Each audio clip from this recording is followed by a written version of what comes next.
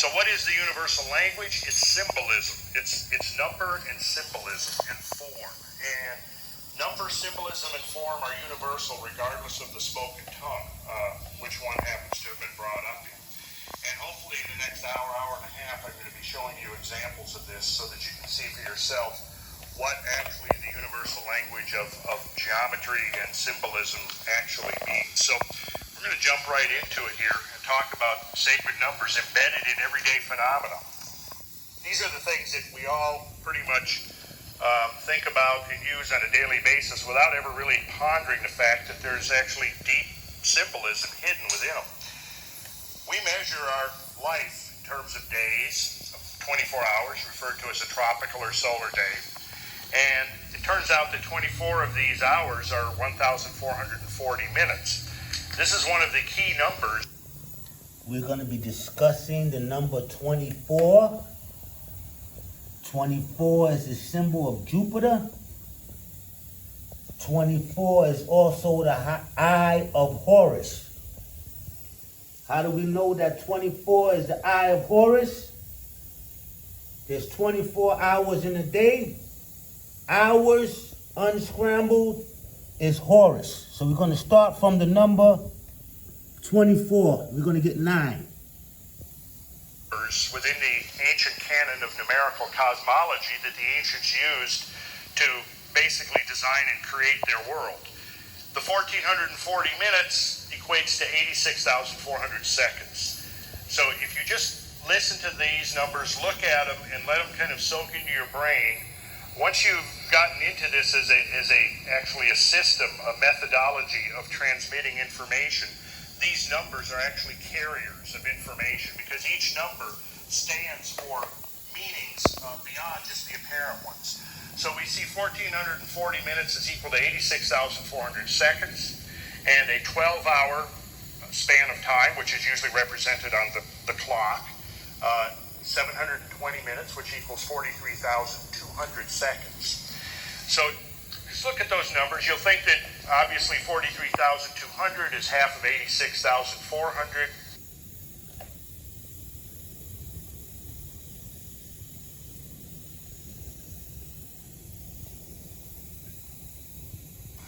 The 1,440, we're going to counter that number again here momentarily.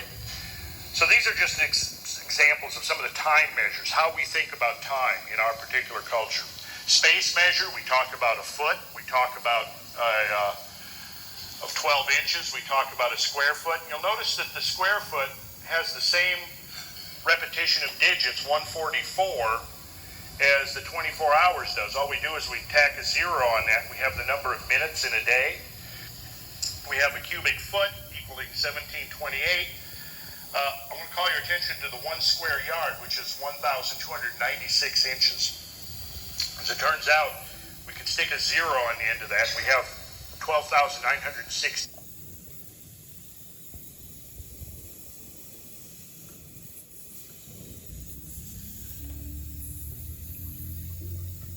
Years, which turns out to be an awesomely important span of time in terms of some of the great cycles that affect this planet, and that's what we're going to be getting to.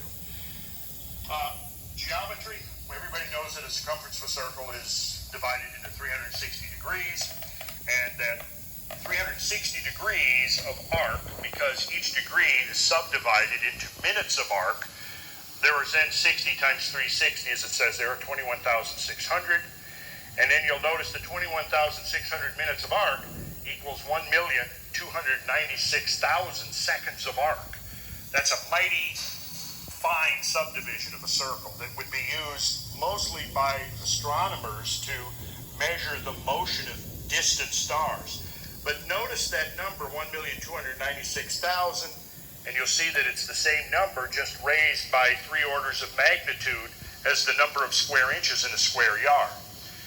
Okay, now another thing you might notice about most of these numbers from 1440 to 8640, 43,200, 144, 1728, 36, 1296 is that they all Kabbalistically add up and reduce to the single digit 9.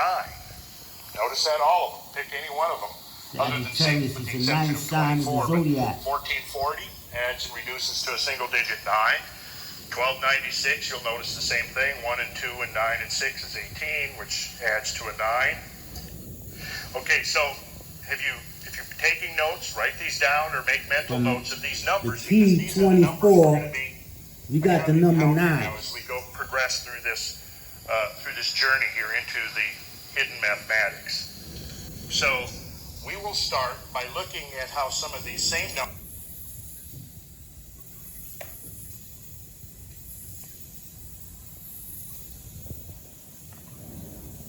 and other numbers are associated with the measures of geometry. And here we have what I refer to as the alphabet of sacred geometry. These are the simplest forms. These are the polygons. You have a circle, which is actually not a polygon, but we have an equilateral triangle, a square, and a pentagon.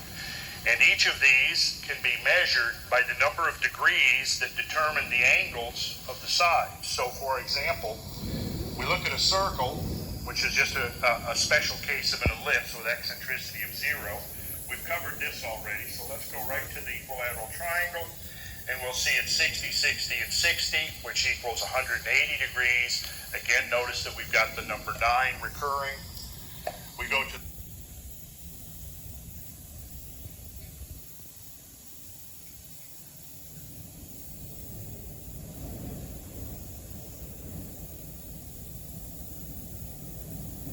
square, which is 4 times 90 degrees. The total number of degrees defining the square is 360, the same as the circle, the same as the measure of a circle. And we measure the polygons by essentially measuring the angles of the vertices or the corners. So then likewise with the pentagon, each of the angles between successive edges is 108 degrees. So you multiply the 108 times 5 and you get 540.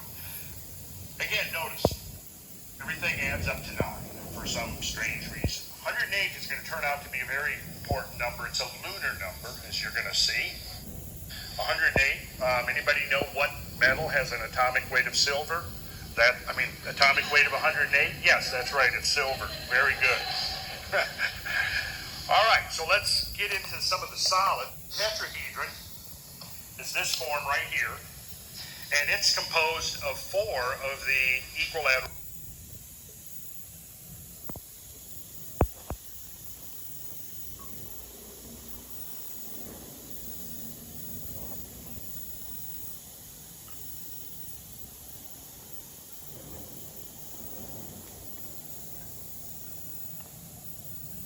Lateral triangles. So we have, as it says here, there's 4 triangular faces. 4 times 180 is 720 degrees. That is the total angular measure of this particular geometric form. This is known as one of the platonic solids or regular polyhedra. Polyhedra means multiple faces. And the regular polyhedra is the family of 5. There's only 5 that have the same shape or the same polygonal face. In this case, the equilateral triangle. And then we will move on to the cube. And the cube is 6 faces, and they're each square. We saw that each of those square faces had 360 degrees, 6 times 360. The important thing is to grasp that the total number of degrees in this form is 2,160. 2,160. We're going to find out that that number actually turns out to be pretty significant in the measure of other parts of time and space. Then we'll go to the octahedron, and it has 8 triangular faces. This is our octahedron right here, and they're all...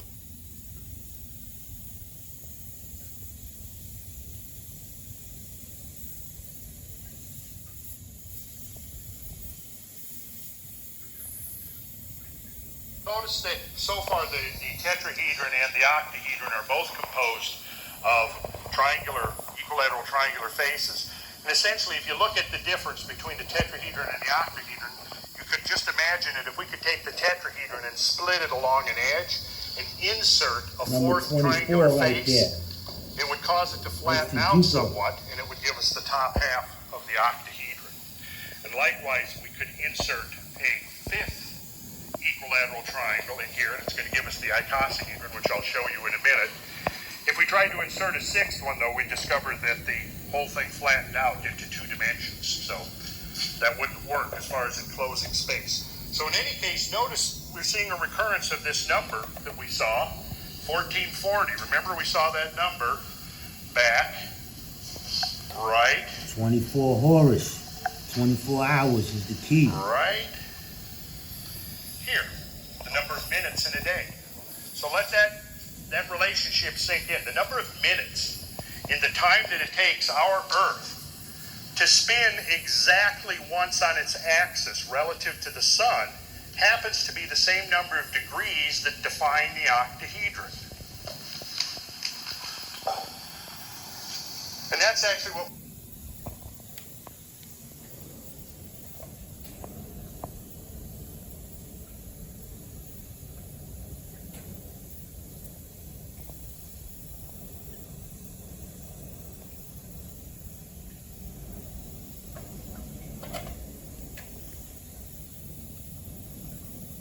we're talking about then when we're talking about a tropical or solar day. We're talking about exactly one rotation of the Earth on its axis relative to the sun.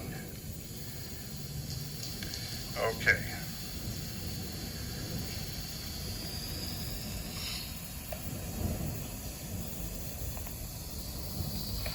Then we have the icosahedron, which is 20 faces, all equilateral triangles. If you can see, if you look at the vertex of this thing, you see that there are 5 faces clustered around each vertex. So if we were to split an edge, insert another triangle, what it would happen is it would flatten out into a hexagon, a flat hexagon, with 6 equilateral triangles about its center. In any case, there are 20.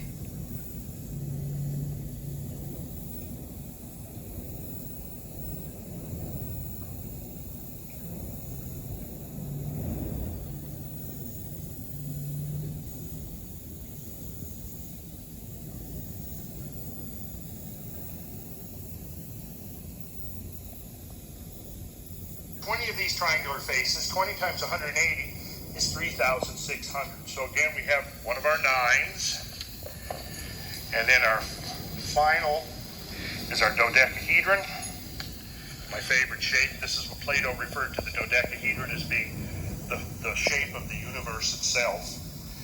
The dodecahedron, you'll notice, has 12 faces, 20 vertices, whereas the icosahedron has 20 faces and 12 vertices. So they're duals of each other. We could actually suspend this icosahedron. If the dodecahedron was hollow, we could put it inside.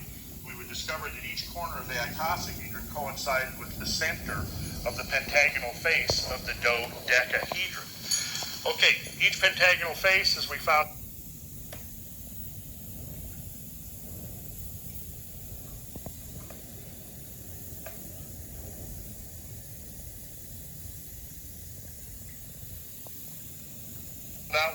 each edge was 108. 5 times 108 is 540. 12 times 540, as it says, is 6,480. So again, we've got the number 9 redundantly occurring over and over again in these measures. Okay, 6,480 turns out to be a critically important number as well, as you're going to see as we proceed along here. Oh, and then we have the star tetrahedron, which would be 2 tetrahedrons interlaced, and I don't have one of those today, but if you can picture a tetrahedron like this, and then one like this interlaced, it gives you this, what's known as sometimes the star tetrahedron, or the stellated octahedron. It is composed of 2 tetrahedrons, each of 720, so here again now you're seeing the repetition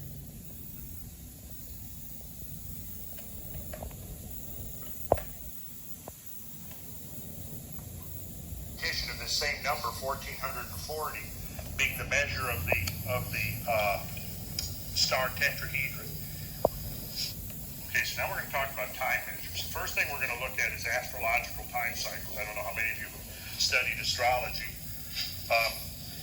but in this particular scheme of time, the total duration of the precessional cycle, which is 25,920 years, this is the motion of the Earth on its axis Or you can think of it like this. The axis of the Earth actually forms sort of an hourglass motion. A long, slow period of rotation is something you could consider the Earth's third motion. Next to its first motion, which is the daily rotation of the Earth on its axis. Its second motion, which is the orbit of the Earth around the Sun. And its third motion, which is the precession of the Earth's axis. The diurnal or daily rotation of the Earth on its axis gives us the day-night cycle, which is obviously of critical importance to our life down here on Earth. The orbit around the Sun also is likewise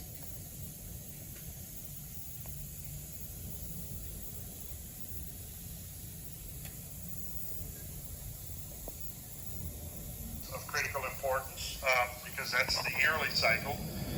The third motion is what the ancients referred to as the Great Year.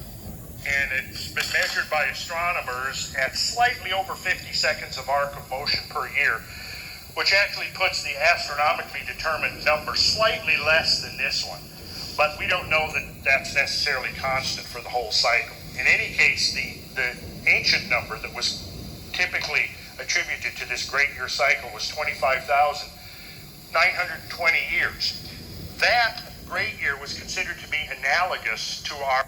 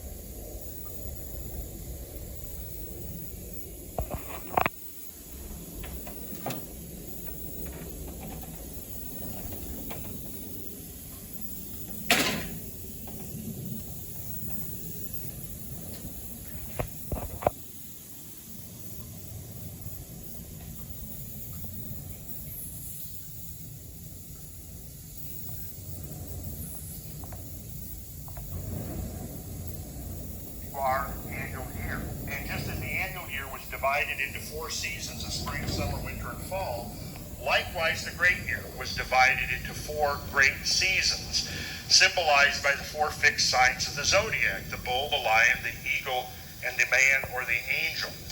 If you divide 25,900 Ezekiel chapter 1. One had the face of a lion, one had the face of a man, one had the face of an eagle, and one had the face of an ox.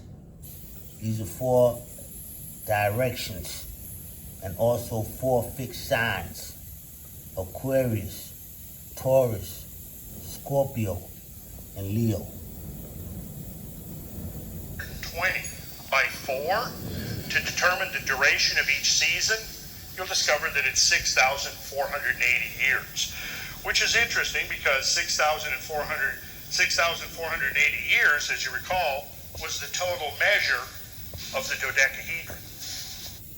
So here we have this same number linking the measure of space in terms of the dodecahedron, 6,480 degrees, and the season of the great year, which was considered to be profoundly important to ancient cultures all over the world, who had various ways of representing this 4-fold division of cyclical time. All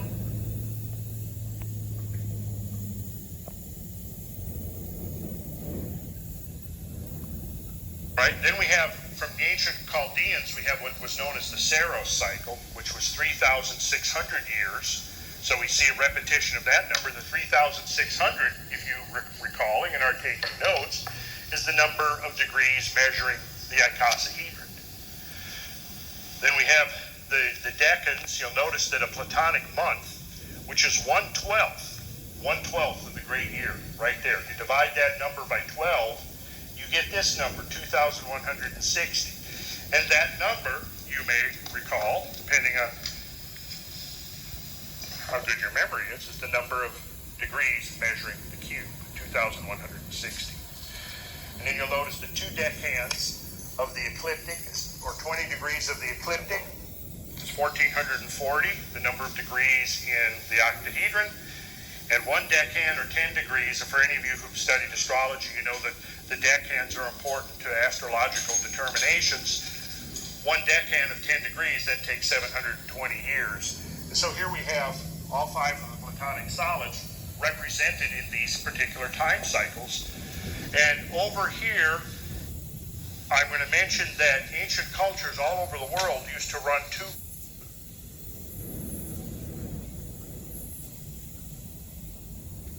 calendars successively. A secular calendar, which is typically like our modern calendar of 365 and 1/4 days, and then they would have a sacred calendar of 360 days, and in 5 days intercalated, they would call it. Typically, they would do, whether it was the Greeks or the Egyptians or even the Mayans, ancient cultures all over the world had similar traditions of setting those 5 days aside, and they were considered to be unlucky. And so, no work, no activity, nothing. Nobody ever tried to do anything on those days. They would just take those days off. 5 days off, and they would resume again and pick up their sacred year of 360 degrees. Now, the Sumerians had a belief that the year was once actually 360 days in length. And then somewhere along, as a result of some cosmic catastrophe of some undefined sort, the year was lengthened by 5 1/4 days. And so the Sumerians, who are the first known culture to mathematically divide the circle into 360. The Sumerians, Adam, first king, Sumerian, Sagittarian, humanitarian, and veterinarian. Sumerian is a Sagittarian. Rian means king. The Sagittarians gave the names of the zodiac. The degrees, it is believed that one of their motives for doing so was they believed that that circle then could become a model of the year, and each degree then representing 1 day.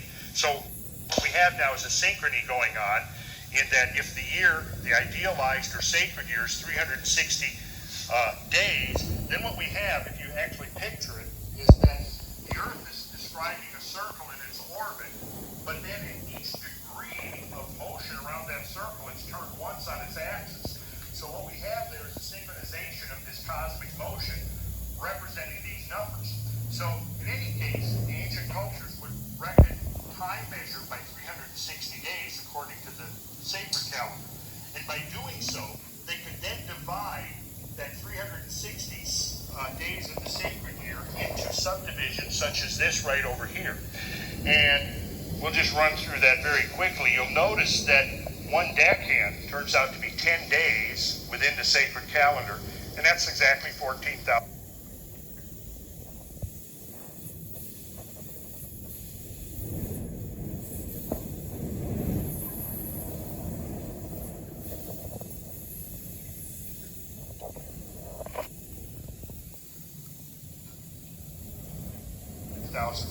Minutes. So here we have the same numbers recurring again. You'll notice though that the symbolism of the number is not lost, or the system of the symbolism of the number is consistent irrespective of its order of magnitude. So in other words, you could say the square of 12 being 144 has the same symbolism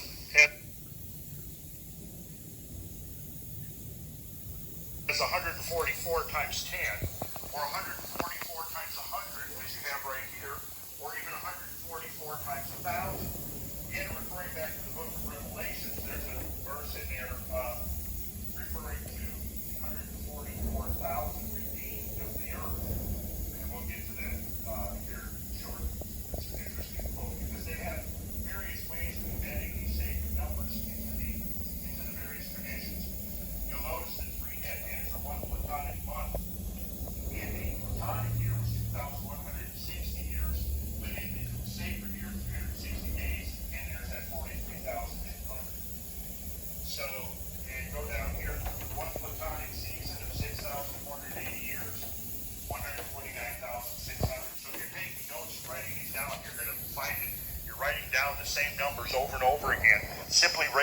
different orders of magnitude. Okay. This is just a little graphic that depicts this precessional motion that I'm talking about here. This motion right here that is generally assumed by most astronomers to be primarily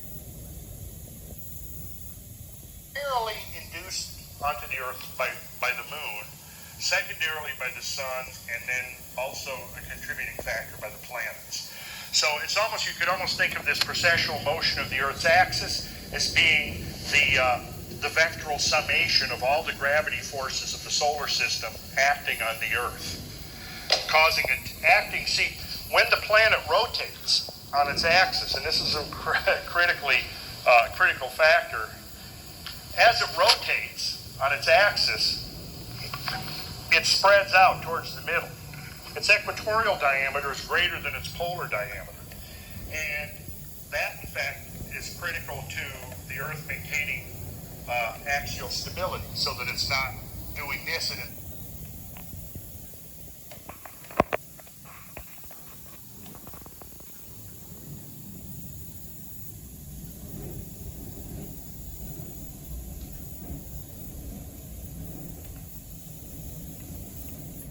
in its orbit around the sun. Because if it was doing that, it's likely that higher life would have never evolved in the first place. But due to the fact that it spins, it spreads out so that the diameter of the equator is 26 miles greater than the diameter of the pole. The sum total of all the gravity forces impinging upon the Earth from moon, sun, and planets acts upon that bulge as if it was a flywheel and is actually pulling it around. And it's that leads to the great year. And what it does is over a period of half the great year, 1 million or 12,960 years, is it reverses the seasons. So that if we were able to jump in a time machine and go back 12,960 or ahead 12,960, we would find that everything was reversed. If we would keep the same Gregorian calendar in place, the seasons would have been reversed, so that winter would be July and summer would be. In fact, and then what we would see is that hemispherically, like we know that when it's winter in the northern hemisphere, it's summer in the southern hemisphere. Well, those seasons would be reversed. They flip. It's a back and forth. It's an oscillation between the two hemispheres of the Earth over a period of 12,960 years. This shows the wheel of the great year with all of the ages, the astrological months as they're known. And if we were to place ourselves right at this position right here where it says 0 years BP, BP means before present, and it also is 25,920 years. So